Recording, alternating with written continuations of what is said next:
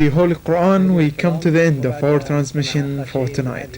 We hope that you have enjoyed our programs and you will be back with us tomorrow at 5 p.m. Till then, on behalf of our colleagues, Fahd Al-Awad, tonight's continuity director, Saad Al-Yamini from the videotape department, Ibrahim Al-Eid, the sound controller, this is your host, Walid Al-Daji, wishing you sound sleep and good night.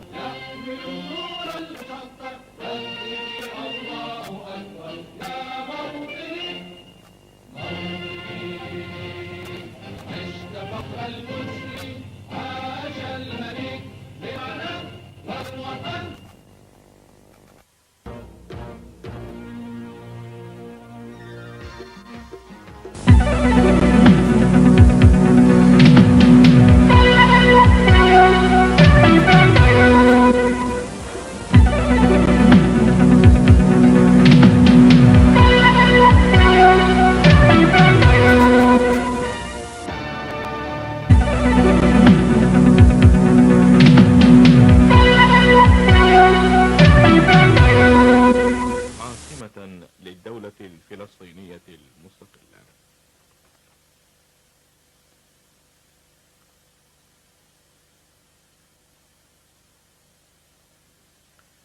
وصل إلى طرابلس مساء أمس الأربعاء عمرو موسى الأمين العام لجامعة الدول العربية في زيارة للجماهيرية الليبية.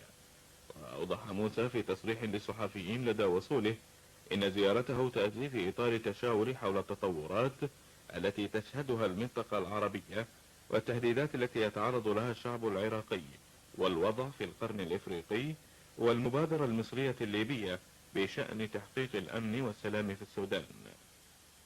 وأضاف الأمين العام في تصريحه أنه سيضع المسؤولين في الجماهيرية الليبية في صورة اللقاءات التي أجراها مع عدد من المسؤولين الأوروبيين، خاصة مع ممثل السياسة الخارجية للاتحاد الأوروبي ووزير خارجية بريطانيا، وكذلك مع الأمم المتحدة والعراق.